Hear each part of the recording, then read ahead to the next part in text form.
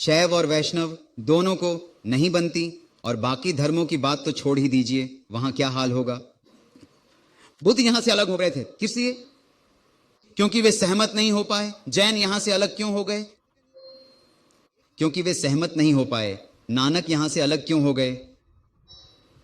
क्योंकि वे सहमत नहीं हो पाए। धर्म से यही समस्या उत्पन्न होती है। आज रात हमें ईश्वर के बारे में धर्म की सीमाओं से परे होकर सोचना होगा।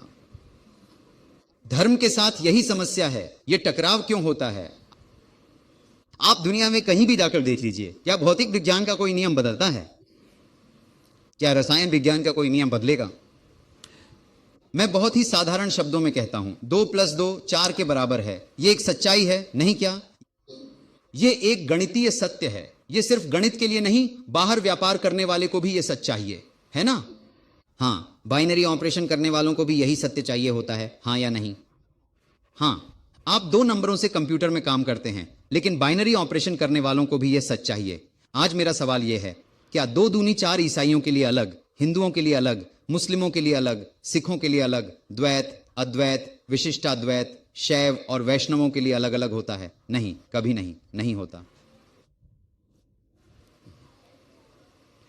तो जब इसमें कोई मतभेद नहीं है, तो ईश्वर की बात आते ही इतने सारे विचार और इतने सारे धर्म क्यों आ गए?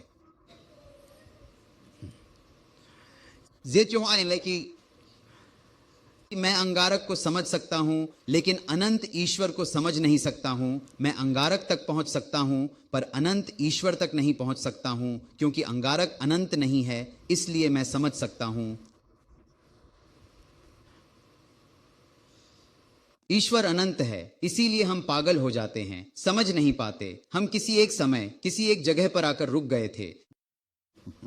जब मैं हम कहता हूं, तो मेरा मतलब है कि मैं सभी इंसानों की बात कर रहा हूं, मैं सभी भारतीयों की बात कर रहा हूं, मैं दुनिया के सभी धर्मों के लोगों की बात कर रहा हूं। परमेश्वर को पूरी तरह से समझ नहीं सकता जब तक कि वह खुद नीचे आकर मुझे न बताए कि वह कौन है।